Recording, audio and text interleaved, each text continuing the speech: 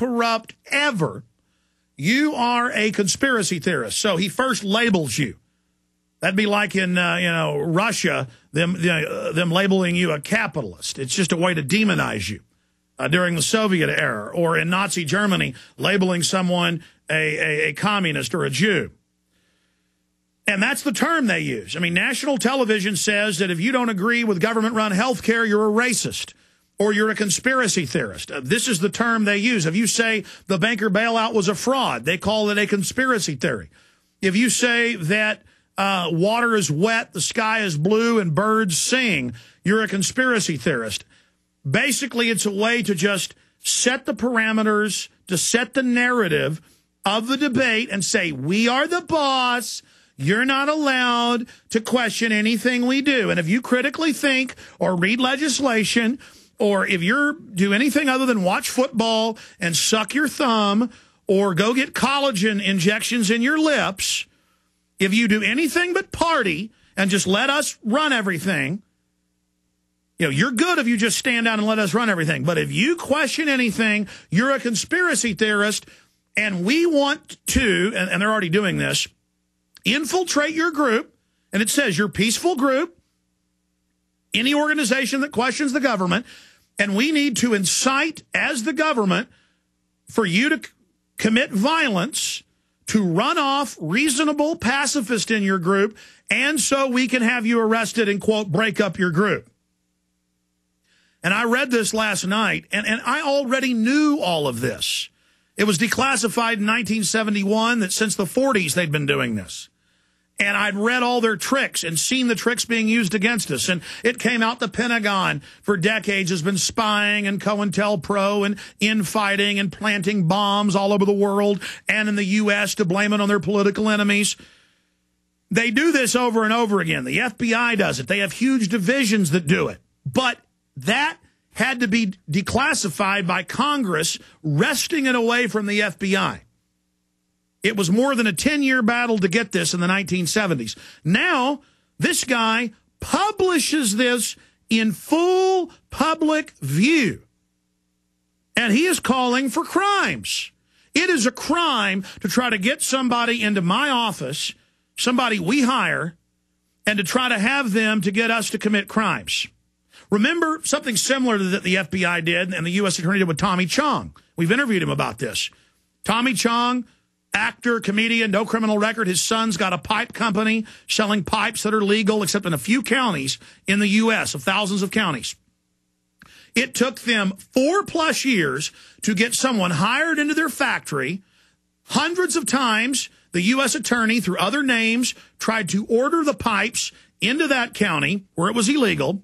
They finally had to get someone employed there who wasn't even in shipping to go in and pack it and ship it. And the federal court said, yeah, we went in, we mailed the pipe, but Tommy Chong goes to prison.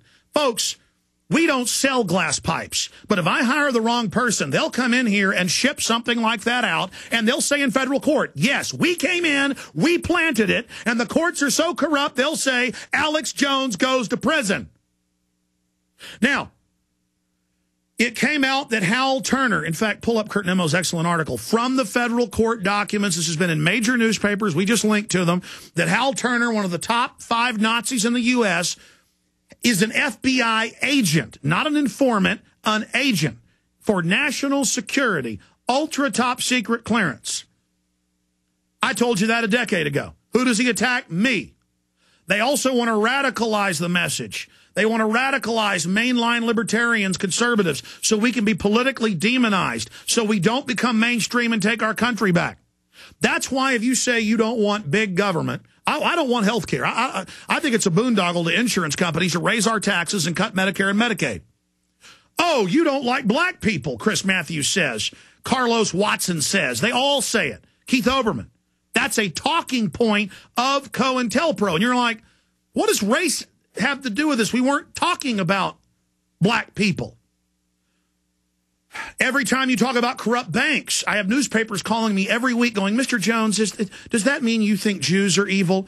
And I say, no, I'm talking about banks here. You know, they stole money. They should be held accountable. Chris Matthews is coming here Sunday to interview me. I said, let me guess, talking to his producer, you're going to cut from the Ku Klux Klan to me. And they laughed and said, yeah, that's basically it. And I said, well, I guess I can't say no. You're just going to play clips of me from other news channels and mix me in. And I said, fine, I'm not going to be a coward. Even though it's a rigged, taped interview, I'll stand up to the dragon. I'm not looking forward to it, though. I mean, but I'm going to bring this stuff up to Matthews. But, of course, he'll be taping it, so it'll never be seen. He'll be able to cut out what he wants. Now, I want to take my time this hour going over this, not just how they're doing it and the history of it and what's currently happening, but how you can counter it. And the fact that they're losing their fight. Why do you think the feds bombed Oklahoma City? To demonize the conservative and libertarian movement. And if you've researched that case, 100% evidence the BATF bombed it. 100% on record. And they had to kill coroners, police officers, you name it, in Oklahoma City to cover that up. Okay? And it came out in federal documents that the Southern Poverty Law Center was running Elohim City that McVeigh was at. Running it. Every case, folks, they don't infiltrate white supremacists and peace activists and mainline conservatives and in the Fed groups. They are there trying to shut them down. And in the case of white supremacists, they don't just infiltrate them, they found them, they run them, or they found other patriot groups to then attack other patriot groups. Ladies and gentlemen, this is their full Pentagon operation. Now I'm going to go to Watson this segment and the next, and then let him go. But he wrote the most detailed article on this at prisonplanet.com. Give people a document cam shot. Obama Information Czar outlined plan for government to infiltrate conspiracy groups. Again, a modern version of CoIntelPro. And I've read this. This is illegal. He's calling for illegal stuff. In fact, I've got the encyclopedia here on CoIntelPro. And it says, CoIntelPro, acronym for Counterintelligence Program, was a series of covert and often illegal projects conducted by the United States federal government of investigation, the Federal Bureau of Investigation, aimed at investigating and disrupting dissident political organizations within the United States. The FBI used covert operations from its inception, and then it goes into the declassified CoIntelPro. Okay, that is declassified CoIntelPro. You can read thousands of pages of documents. This guy, part of the Obama administration, this guy, with billions of dollars at his fingertips, smugly and arrogantly thinks he can set the precedent to come out in the open and call for modern 21st century CoIntelPro. Now, it's all going on already. But this guy lays out all their tricks, and that's what blew me away. He talks about how we've been discredited. The government's discredited. So what we've got to do is we've got to pose as other conspiracy theorists, that's anybody that questions government, to counter the real people that are questioning. And he talks about it's all in CoIntelPro. The number one thing they do is if somebody starts selling books and videos to fund an organization, starts becoming successful, they say, oh, they're getting rich, they've got money. That's how they broke up all the other groups that were real in the 60s. They send in people to cause violence. They spread lies about you. Their favorite CoIntelPro is to say leaders of the real movement are threatening to kill people. I wondered why I would get calls at the office from people and talk to them and nothing would be said, and then they would go say I'd threatened to kill them. And this happens over and over again, where now if it's somebody I don't know, I turn speakerphone on and go, guys, I need you to listen. And a lot of times I just hit a record button and start recording. Because I've got to protect myself, folks. They're coming at me. I've had them try to drop stuff off at the office and then claim stuff. I mean, ladies and gentlemen, we've got them coming out of the woodwork here. And then to look at this smiley-faced guy in the Obama administration about to be confirmed as a czar, he just thinks it's all funny. If you did this to him, you'd go to prison. But see, he is an anointed one. Watson, I've had you on hold while I've been ranting. It's just, we have been through hell with these people. He talks about how to go on message boards, how to get infighting going, how to make up lies. We witness what they do every day, don't we?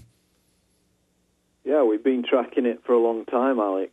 And as I wrote in the article, we have anonymous posters, and we allow them to be anonymous. by our system. I mean, we could make everyone register, but it'd just mean a lot less discussion in there.